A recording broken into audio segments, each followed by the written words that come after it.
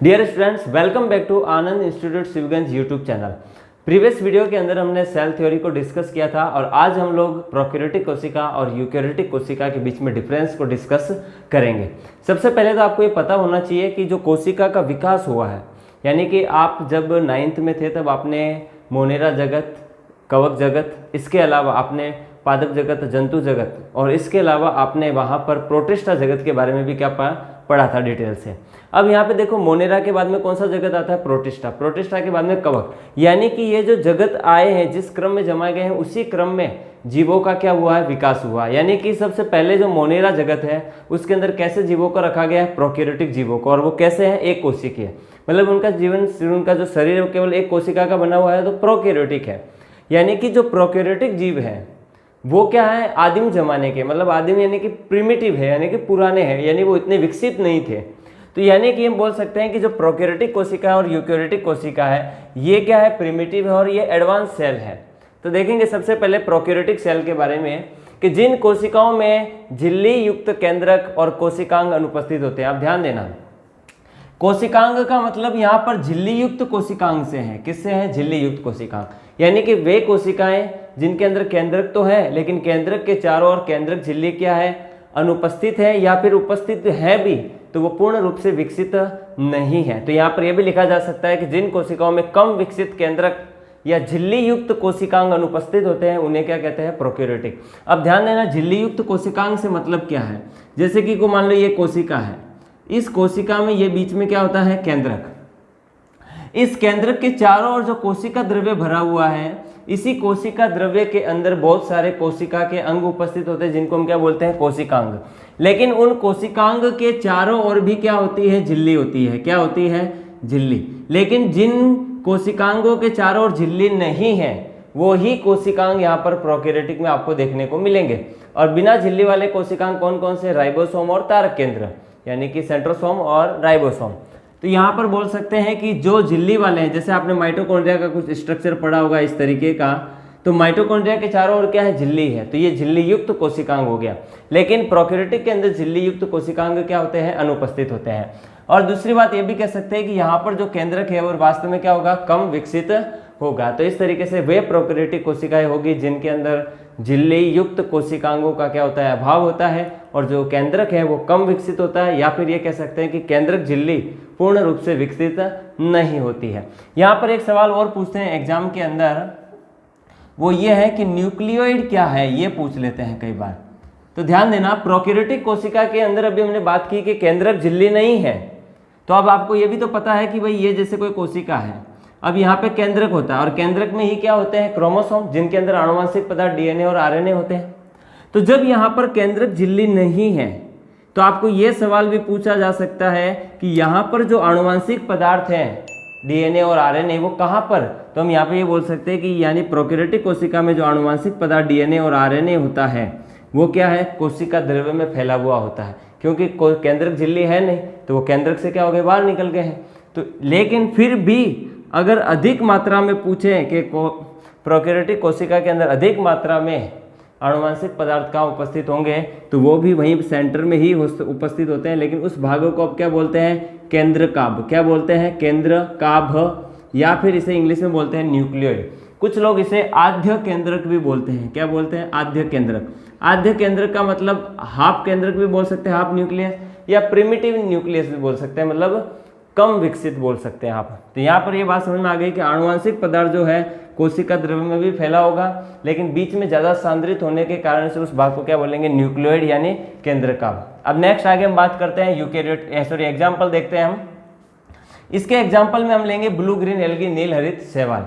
इसके अलावा जीवाणु, all bacteria are included in monera kingdom. जितने भी आपके बैक्टीरिया है, जीवाणु है, उनको कहाँ रखा गया? मोनेरा जगत के अंतर्गत। और मोनेरा जगत के जितने भी सदस्य हैं सारे के सारे कैसे हैं? प्रोकैरियोटिक, यानी कि all bacterias are prokaryotic. Next है आर्की जीवाणु, सत्य जीवाणु, माइकोप्लाज्मा। इसके अलावा साइनो जीवाणु भी इसी के ही क्या होते हैं? एग्जाम्पल होते हैं। यानी ट्रू बैक्टीरिया है, आर्की बैक्टीरिया है, इसके अलावा माइकोप्लाज्मा है, जीवाणु है, बैक्टीरिया है, ब्लू ग्रीन एल्गी, नील हरित शैवाल, साइनो बैक्टीरिया।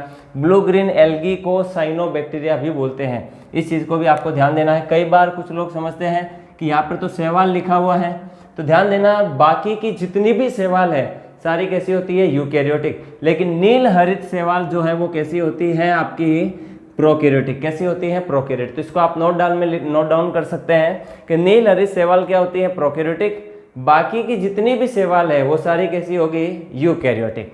और ब्लू ग्रीन एल्गी को हम साइनोबैक्टीरिया भी बोलते हैं। क्या बोलते हैं, साइनोबैक्टीरिया भी बोलते हैं। और साइनोबैक्टीरिया अगर आपको कोई पूछे तो क्या बोलेंगे, ब्लू ग्रीन एल्गी को साइनोबैक्टीरिया भी बोला जाता है। नेक्स्ट आगे हम बात करेंगे यूकैरियोटिक कोशिका के बारे में, यूकैरियोटिक सेल के बारे में।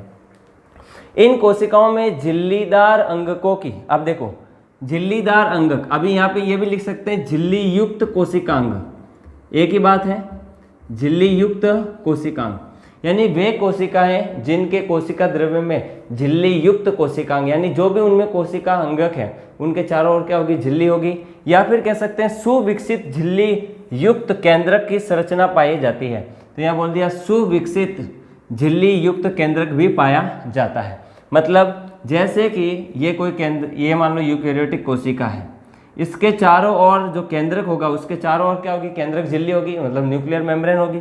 और इसके अंदर जितने भी कोशिकांग होंगे उनके चारों ओर भी क्या होगी, झिल्ली प्रेजेंट उपस्थित होगी। यानी जो भी कोशिकांग है वो भी कैसे होंगे, झिल्ली वाले ही होंगे। तो इस तरीके से बोल दिया कि यूकैरियोटिक कोशिका के अंदर झिल्ली युक्त कोशिकांग पाए जाते हैं और झिल्ली युक्त सुविकसित केंद्रक भी पाया जाता है। और इसके अलावा साथ ही कोशिकीय कंकाल, जब आप बुक के अंदर फोटो देखेंगे पादप कोशिका का तो वहां पर आपको देखने को मिलेगा कि पादप कोशिका में कुछ आपको इस तरीके के फाइबर्स दिखाई दे रहे होंगे। और यही फाइबर्स जो होते हैं ये स्ट्रक्चरल प्रोटीन के बने हुए होते हैं। और यही स्ट्रक्चरल प्रोटीन के बने हुए यानी संरचनात्मक प्रोटीन के जो कोशिकीय कंकाल को बनाते हैं और उनके आकार को क्या रखते हैं, निश्चित रखते हैं, यानी डिफाइनाइट शेप के अंदर क्या रखते हैं, मेंटेन रखते हैं। तो ये कोशिकीय कंकाल भी आपको कहाँ देखने को मिलेंगे, यूकैरियोटिक कोशिका के अंदर ही देखने को मिलेंगे, क्योंकि ये सुविकसित कोशिका है, क्योंकि यहाँ पे सुविकसित केंद्र क्या होता है, पाया जाता है। अगर उदाहरण की बात करें यूकैरियोटिक में, तो जितने भी पादप हैं, जितनी भी शैवाल है, जितने भी कवक हैं या फिर जितने भी प्राणी हैं, जीव जंतु यानी कि मच्छर हो या फिर बड़े से बड़ा प्राणी कोई भी, सारे के सारे क्या हैं, यूकैरियोटिक। ओनली फॉर जितने भी बैक्टीरिया हैं वो सारे के सारे कैसे होते हैं, प्रोकैरियोटिक होते हैं। अब देखो प्रोकैरियोटिक वर्ड जो अगर हम बात करें तो वो दो वर्ड से मिलकर के बना हुआ है, प्रिमिटिव और कैरियन। अब देखो प्रो का मीनिंग है प्रिमिटिव मतलब आदिम, मतलब प्राचीन, और कैरियन का मतलब न्यूक्लियस, यानी कि यहाँ पर जो न्यूक्लियस है वो आदिम है, मतलब सबसे पहले अगर इस पृथ्वी पर उत्पत्ति हुई है किसी जीव की तो हम बोलते हैं ब्लू ग्रीन एल्गी, साइनोबैक्टीरिया वगैरह की ही उत्पत्ति हुई थी। और ये कैसे थे, प्रोकैरियोटिक, मतलब यहाँ पर जो कोशिका है वो अधिक विकसित नहीं थी। आगे अगर हम बात करते हैं तो नोट, दोनों कोशिकाओं में, कौन सी, प्रोकैरियोटिक और यूकैरियोटिक में, इसके आयतन को घेरे हुए एक तरल मिलता है। यानी कि भले प्रोकैरियोटिक हो या फिर जंतु, तो मैंने ये एक प्रोकैरियोटिक कोशिका बना लिया है, इसके चारों ओर जो न्यूक्लियस है उसके चारों तरफ सुविकसित केंद्रक झिल्ली नहीं है, तो वो केंद्रक झिल्ली कुछ इस प्रकार से होगी। यानी ये केंद्रक है इसका कम विकसित और ये यूकैरियोटिक का अधिक विकसित केंद्रक है। इन दोनों में एक तरल मिलता है, जिस तरल को मैं यहाँ पर हम इस तरीके से रिप्रेजेंट करेंगे, ये वाला भाग, तो इस तरल वाले भाग को क्या बोला जाता है, कोशिका द्रव्य, साइटोप्लाज्म। क्या बोलते हैं, साइटोप्लाज्म। क्या बोलते हैं, साइटोप्लाज्म। और इसी साइटोप्लाज्म को जब तंत्रिका कोशिका की बात की जाती है तो वहाँ पे सेल बॉडी भी बोला जाता है। नेक्स्ट आगे, तो ये बात समझ में आ गई कि इन केंद्रक के चारों ओर जो तरल मिलता है उसे हम क्या बोलते हैं, कोशिका द्रव्य। और ये जो तरल है आपका, कौन सा, कोशिका द्रव्य वाला तरल, ये बहुत ही ज़्यादा क्या है, इंपॉर्टेंट है। नेक्स्ट आगे, कोशिका की जीव अवस्था संबंधी विभिन्न रासायनिक अभिक्रियाएं यही संपन्न होती है। अब ध्यान देना, जीव के अवस्था संबंधी, अब ध्यान देना, जीव अवस्था संबंधी का मतलब ये है कि उसके शरीर में होने वाली सारी उपापचयी क्रियाएं, मतलब मेटाबॉलिक एक्शन, यानी भले पाचन हो, श्वसन हो, उत्सर्जन हो या अंतःस्रावी तंत्र के हार्मोन का फंक्शन हो, सारे के सारे जीव अवस्था संबंधित जो रासायनिक अभिक्रियाएं, केमिकल रिएक्शन है, यहाँ पर हम केमिकल रिएक्शन नहीं कह सकते, इसे जैव रासायनिक अभिक्रिया कहेंगे, बायोकेमिकल रिएक्शन, जो सारी की सारी कहाँ पर संपन्न होती है, कोशिका द्रव्य साइटोप्लाज्म में ही क्या होती है, संपन्न होती है। नेक्स्ट हमारा टॉपिक है झिल्ली युक्त कोशिकांग। कौन कौन से, अभी हमने बात की कि यूकैरियोटिक कोशिका में झिल्ली युक्त कोशिकांग पाए जाते हैं, तो झिल्ली युक्त कोशिकांग कौन कौन से हैं वो देखेंगे हम लोग। पहला है endoplasmic reticulum, mitochondria, microbodies, Golgi body and lysosome and vacuole. Hindi में कहें तो अंतर्प्रद्रव्य जालिका, सूत्रकणिका, सूक्ष्मकाय यानी कि जो माइक्रो बॉडी है, स्पिरोसोम्स यहाँ पर सबसे इम्पोर्टेंट है, मीजोसोम्स वगैरह। इसके अलावा अगर हम बात करें गोल्जी बॉडी की, तो गोल्जी बॉडी के अंदर भी 3 स्ट्रक्चर होती है, सिस्टर्नी, वैक्यूल और यहाँ पर लाइसोसोम लयन का है, जिसे कोशिका की आत्मघाती थैली भी कहा जाता है। लाइसोसोम को कोशिका की आत्मघाती थैली, क्योंकि लाइसोसोम के अंदर ही हाइड्रोलाइटिक एंजाइम यानी कि जल अपघटनी एंजाइम पाए जाते हैं, और जो कि कभी कभी जिस कोशिका के अंदर लाइसोसोम है उसी में बर्स्ट हो जाते हैं, और जिस कोशिका में लाइसोसोम होता है उसी कोशिका को ये क्या कर देता है, खत्म कर देता है। तो इसलिए लाइसोसोम को कोशिका की आत्मघाती थैली भी कहा जाता है। और वैक्यूल की बात करें तो रसधानी। अब एक चीज ध्यान देना, ये रसधानी भी बहुत इंपॉर्टेंट है। जब आप पादप कोशिका का चित्र देखेंगे बुक के अंदर और जंतु कोशिका का फोटो देखेंगे तो आपको पता चलेगा कि पादप कोशिका के अंदर आपको कुछ इतना बड़ा एक भाग दिखाई देगा जिसको हम क्या बोलते हैं, रसधानी। यानी कि पादप और जंतु कोशिका में अगर आपको विभेदन करना है तो आप रसधानी के आधार पर भी कर सकते हैं। लेकिन ये विभेदन का आकार जो आधार है हमारा, क्योंकि जंतु कोशिका में जो रसधानी है वो बहुत छोटी होती है, और कभी कभी रसधानी यहाँ पर क्या होती है, अनुपस्थित भी होती है जंतु कोशिका में। लेकिन पादप कोशिका में रसधानी क्या होती है, बड़ी होती है। लेकिन कभी कभी ऐसा नहीं भी हो सकता है। लेकिन फिर पादप और जंतु कोशिका का विभेदन किस आधार पर किया जाए, तो सबसे आधार आपका अच्छा होगा कोशिका भित्ति। क्या होगा, कोशिका भित्ति। जिस कोशिका के चारों ओर कोशिका भित्ति दिखाई दे रही है वो पादप कोशिका, और लेकिन कोशिका भित्ति, उसके बाद में कोशिका झिल्ली, और यहाँ पर केवल क्या होगी, कोशिका झिल्ली। कौन सी, जंतु कोशिका में। और पादप कोशिका में आपको कोशिका भित्ति भी देखने को मिलेगी और कोशिका झिल्ली भी देखने को मिलेगी। तो इस प्रकार से आप क्या कर सकते हैं, विभेदन कर सकते हैं। नेक्स्ट हमारा बात है राइबोसोम और तारक केंद्र। देखो ये ध्यान देना, ये जो झिल्ली युक्त कोशिकांग थे ये आपको किसमें देखने को मिलेंगे, यूकैरियोटिक कोशिका के अंदर। प्रोकैरियोटिक के अंदर ये आपको देखने को नहीं मिलेंगे, क्योंकि इन सब के चारों ओर क्या होती है, झिल्ली होती है। यानी कि ये जैसे कोशिका है और ये उसका कोई केंद्रक है। तो ये जो झिल्ली युक्त कोशिकांग है, एंडोप्लाज्मिक रेटिकुलम, माइक्रोबॉडीज है, गोल्जी बॉडी है, लाइसोसोम है, वैक्यूल है, इसके अलावा माइटोकॉन्ड्रिया है, ये सारे आपको यूकैरियोटिक के अंदर यहाँ कोशिका द्रव्य के अंदर दिखाई देंगे। समझ में आ गई बात। नेक्स्ट अगर हम बात करें झिल्ली रहित कोशिकांगों की, तो झिल्ली रहित कोशिकांगों के अंदर अगर हम बात करें तो आपके 2 कोशिकांग ऐसे हैं जो कोशिका के अंगक 2 हैं, एक तो राइबोसोम और एक सेंट्रोसोम, यानी सेंट्रियोल भी बोलते हैं जिसे, तारक केंद्र या तारक काय। ये जो तारक केंद्र है और लाइसोसोम है, दोनों के दोनों क्या है, झिल्ली रहित कोशिकांग है। लेकिन दोनों में अंतर आपको ध्यान देना है। राइबोसोम जो है आपका राइबोसोम जो है आपका पादप और जंतु दोनों कोशिकाओं में देखने को मिलेगा। आपको कहाँ पर देखने को मिलेगा, पादप व जंतु कोशिका में। कहाँ पर, पादप व जंतु दोनों कोशिकाओं में आपको देखने को मिलेगा। ये समझ में आ गई बात, राइबोसोम। लेकिन तारक केंद्र की अगर बात करें तो ये आपको केवल किस में देखने को मिलेगा, जंतु कोशिका में। लेकिन एक चीज और ध्यान देना, अभी जस्ट हमने थोड़ी देर पहले बोला था कि राइबोसोम और जो है झिल्ली रहित कोशिकांग है, और प्रोकैरियोटिक के अंदर हमने बात की थी कि केवल झिल्ली युक्त यानी कि कोशिकांग क्या होते हैं, अनुपस्थित होते हैं। यानी कि झिल्ली युक्त कोशिकांग क्या होते हैं, अनुपस्थित, यानी झिल्ली रहित कोशिकांग उपस्थित होते हैं यहाँ पर। और जबकि यहाँ पर झिल्ली युक्त कोशिकांग क्या होते हैं, उपस्थित होते हैं। किसमें, यूकैरियोटिक में। तो ये जो झिल्ली रहित कोशिकांग है, तो आप कहेंगे कि सर क्या यह यूकैरियोटिक में अनुपस्थित होंगे, तो लेकिन हम यहाँ कहेंगे कि ये दोनों भले ही झिल्ली रहित कोशिकांग है, लेकिन जंतु कोशिका तो सारी कैसी होती है, यूकैरियोटिक ही होती है।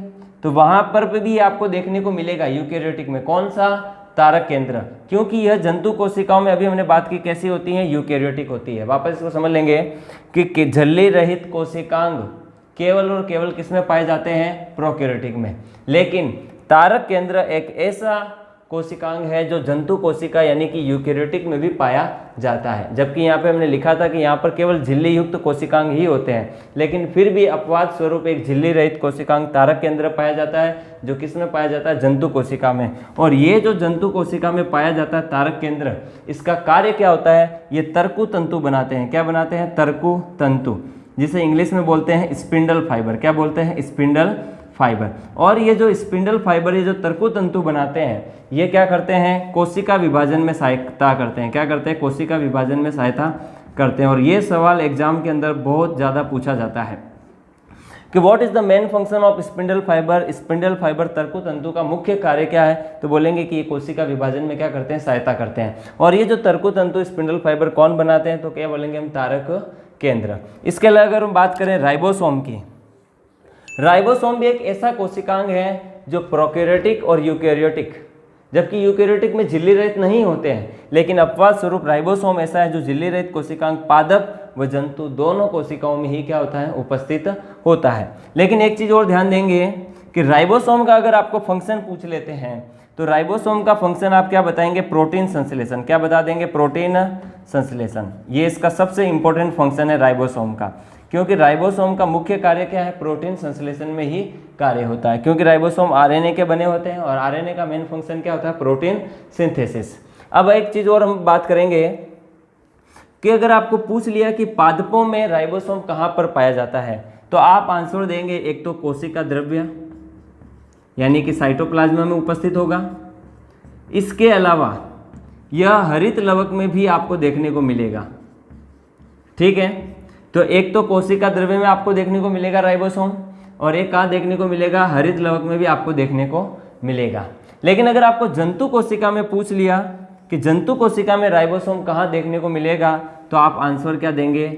आप देखो, कोशिका द्रव्य में पादप में भी है और जंतु कोशिका में भी कोशिका द्रव्य में पाया जाता है, लेकिन आपको ये तो पता है कि जंतु कोशिका में हरित लवक क्लोरोप्लास्ट नहीं होता है। इसका मतलब जंतु कोशिका में अगर राइबोसोम पाया जाता है तो एक तो कोशिका द्रव्य में पाया जाता है। इसके अलावा जंतु कोशिका में राइबोसोम कहाँ पर आपको देखने को मिलेगा, अपने माइटोकॉन्ड्रिया में। कहाँ पे देखने को मिलेगा, माइटोकॉन्ड्रिया के अंदर। किसके अंदर, माइटोकॉन्ड्रिया के अंदर, माइटोकॉन्ड्रिया के अंदर। और माइटोकॉन्ड्रिया को शुद्ध हिंदी में क्या बोलते हैं, सूत्रकणिका। क्या बोलते हैं, सूत्रकणिका। तो राइबोसोम झिल्ली रहित कोशिकांग ऐसा है जो पादप और जंतु दोनों कोशिकाओं में देखने को मिलता है, और ये माइटोकॉन्ड्रिया में होगा जंतु कोशिका में, और इसके अलावा कोशिका द्रव्य में। अगर पादप की बात करें तो कोशिका द्रव्य और हरित लवक दोनों में ही आपको देखने को मिलेगा।